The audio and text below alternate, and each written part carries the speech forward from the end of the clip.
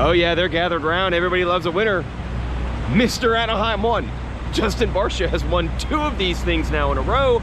It is time for the Weege Show post-race from Anaheim 1 Monster Energy Supercross 2020. That's the Monster Energy factory Yamaha rig. Barcia has won the race. We now know we have to wait 1 year to really get the truth out of the riders, because when Barcia won last year, he said all the right things about, hey, don't want to get too high or too low. I don't want to go too crazy over winning the opener. It's a long season. I want to win this title. So I asked him essentially about that again after the race tonight, and he's like, oh yeah, last year I wasn't comfortable with my bike. I knew it was going to be a bad year. Now this year he says it's actually going to be a good year, he hopes, because they made major changes. It was a constant recurring theme. Cernic, married man, but some traditions don't die. You got to hang out. What's your deal? Yamaha hat. You know what? Troy Lee Designs rider. Yeah. Paint rider. Justin Barcia. Troy Really? Designs. Oh, I see. So you can change hats. I can change hats. It's still a TLD thing. Correct. Okay. And as well, we're going to be sponsoring the MX2 Monster Energy Yamaha team. Okay. So So you're in the Yamaha family anyway. Exactly. Okay. I'm a floater. So the hat did just change here and there throughout the weekend? I mean, I flipped it inside out first. The colors look good that way. Woo! Oh, echoed all throughout. So was last year a lie, bro? When you won here last year, you were not necessarily thinking like, oh God, I got this. Last year was not quite what hopefully it is this year. Well, last year we for sure weren't ready. You just knew this. Well, I mean, you win the first race, so you're like, sick, like, let's do this. Yeah. But let's be realistic. Like, I think physically, mentally, and bike, we weren't ready to win a championship. Yeah. But I think tonight showed we've taken a lot of steps in the right direction. And yeah. I don't know, I felt really good. I can't wait to watch it and see how I looked, but it felt awesome. It was great racing. It's cool to race AC. First time really getting a race in head-to-head. Yeah. So racing the Monster Cup, but I wasn't ready there either. So it's good to be ready at Anaheim and ready for the season. But yeah, this we're definitely going to be in it for the long haul this year. It's very exciting.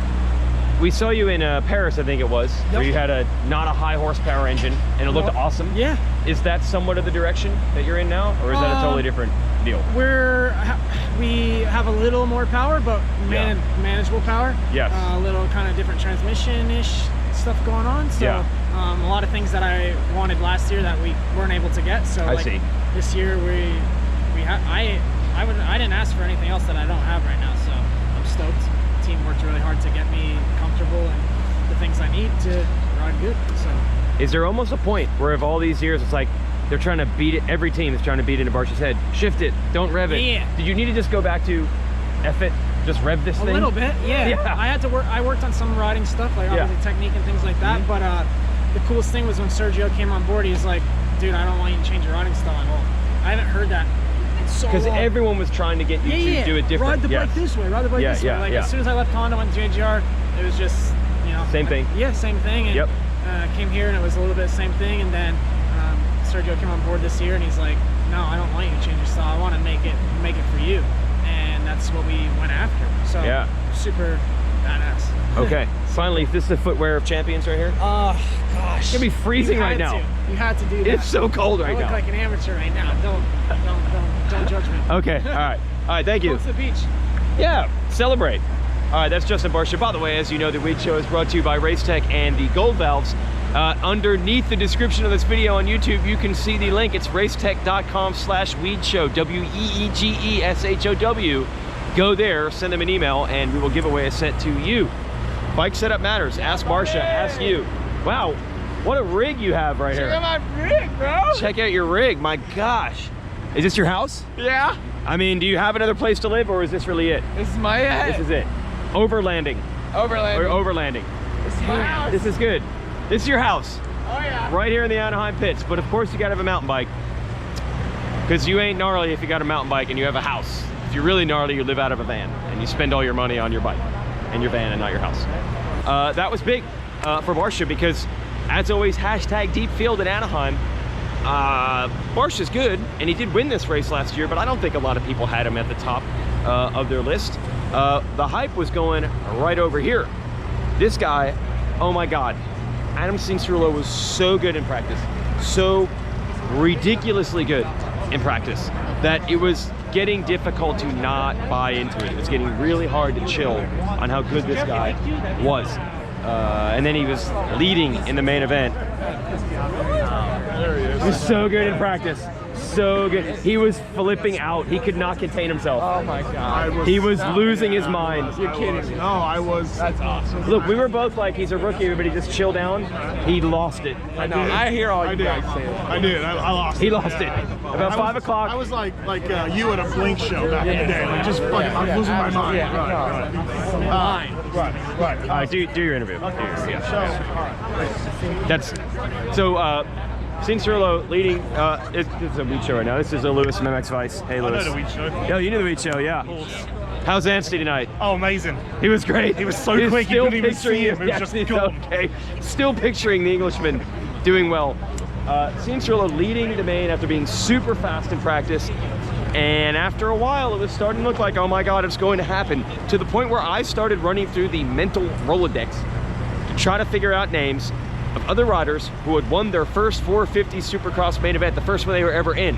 Josh Grant, he raced one time in Seattle on a Geico Honda 450 and then won Anaheim 1 the next year. Damon Bradshaw actually got a podium in San Diego in 1989 and then won Anaheim in 1990. So we almost had Adam, who had won the first 250 Supercross he was ever in, leading and looking good to win his first ever 450 Supercross race that he was ever in.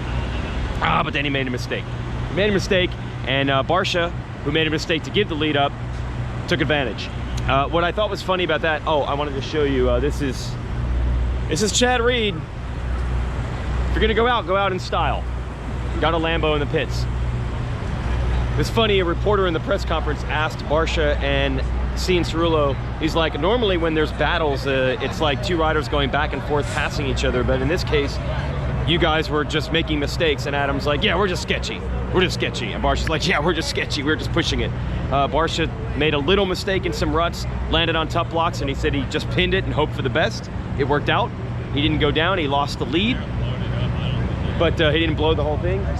Hardest working man in the game. What's up, Weege? Is it getting any easier with the Chad program now that you've at least got one race? Is it going to get a little easier, or is it still balls to the wall? It's still balls to the wall. Okay. Do you stay out here or you go home? I gotta go home. And then balls to the wall? Yeah, practice my guy. Oh God. Oh God. 3-man team and a rider, basically? Well, count it, yeah, somewhat. 2.5? Yeah, 2.5. Souls only comes in on the weekends. Oh, Souls is just race guy? Yeah, just race guy. So it's you and Truman, but Truman's not even in North Carolina. In Florida. Just me and Chad in North Carolina. So many days it's a 1-man team? Pretty much, yeah. What kind of hours? 17-hour days? Yeah, lately. 17-hour days to put this together. We heard that Truman was almost on his deathbed of exhaustion. Were you there? Yeah, we both were. We were here till 1:30 on Friday night because the lift gate wouldn't close. Not even bike stuff? No, just truck stuff.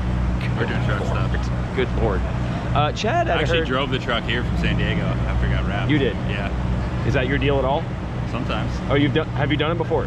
Yeah. Oh, okay. All right. Is it going to get easier at some point? I would hope so. Dude, don't do 17-hour days all season. Gosh. That's Ben. You might remember him, JJR. Oh, they're calling him over. He's got to do more work. Got to do more work. So it's funny to hear Barcia and Cianciarulo just acting, yeah, we just get sketchy, and that's what makes all the difference. Cianciarulo said he didn't choke or get pressured. He says he must have gotten on the gas 1% harder. Some people don't want to be in this video. And got wheel spin. No, it's designed to be atmosphere. He got wheel spin, he cased a triple, that's how he gave up the lead. Now for the other Kawasaki rider, Eli Tomac, my man Aaron Hansel actually talked to him. What did he say? First of all, he was not angry? He did not seem angry. He didn't seem happy. Definitely did not seem happy. Okay, that's understandable. Wasn't blowing up balloons. Yeah, okay. Arm pump. Oh no. No. Yeah, arm pump. He said he knows what to do to fix it. I asked him if he could attribute to anything, you know, like the one time he said he was mending a fence or something like that. Yes, he did, yeah, fence pounding. He let out a little chuckle and said nothing like that. No reindeer games were his exact words. No reindeer games. No reindeer games. I remember 2017, he said his arms blew up like a friggin' mushroom cloud, is what he said. So it's becoming an Anaheim 1 tradition. Arm pump for Tomac. Better luck next time. A couple other riders to cover. Blake Baggett, shout out to him. 4th place. That is like 1,000,000% better than any previous Anaheim 1 for Blake Baggett. So that was really good. And Cooper freaking Webb sucked all day. It was so bad. He was 15th and 14th in the 2 practices. And it was like, dude, we know he can bounce back in the races better than anyone, but he's not gonna, I mean, he wasn't coming from 15th to the podium in races last year. He was maybe 7th or 8th in a few races and got on the podium. Nope, podium anyway. He was really sick, was not feeling good at all. He and Zach Osborne, who train together, fly together, travel together, they were both feeling bad. It was really bad for, It was really bad for Osborne. He told us he was feeling horrible. He crashed hard in his practice, crashed in the heat race, had to go through the LCQ. Terrible night for Osborne. He was just in salvage mode. And Ken Roczen was all right. Nothing spectacular here with the Honda folks, but I think they'll take it. My guy Justin Brayton won a heat. Yeah, I'm sure everybody had Brayton win in a heat in Anaheim 1. I'm sure they had that on the depth chart. And he faded in the main event. He was running 3rd for a while, then he started to go back pretty quickly. And Roczen was so-so. It wasn't spectacular. It wasn't bad. I feel like, in my opinion, the track was tricky, not like in an ultra-technical way, but the track was getting pretty hammered. The dirt was a little bit softer and ruddier, I feel, than most Anaheim 1s. Yeah, you're in. Cool. Yeah, and I think the track being a little tricky and the Anaheim 1 jitters, no one really was riding out of their comfort zone. It looked to me like everyone was just in like, dude, just do your laps, don't mess up. That's exactly where they Roczen rode, so I think he'll take that. So that's our report. Remember last year when Barcia and Baggett won the first 2 races of the year, and we were like, nobody had those 2 on the depth chart. That's where we're at. I mean, look, Cianciarulo almost won the first 450 race he was ever in, and Barcia ends up taking the win. There were many other riders like Tomac with the arm pump. A quiet ride for Anderson to get in the top 5. A quiet ride for Roczen to get in the top 5. We were re-gifted it. The beginning of last season, we were like, this is going to be the most unpredictable year ever. And it turned out to be wild because no one was expecting maybe Cooper Webb to win the title when we went in, but Webb did have control of it for most of the season. We have a perfect chance to reset and maybe have that type of unpredictable racing all year long. So that's the question. Will there be the reset for this guy? Is the second chance at winning Anaheim 1 for Mr. Anaheim 1 going to be better than the first chance last year? I guess we'll find out starting next week.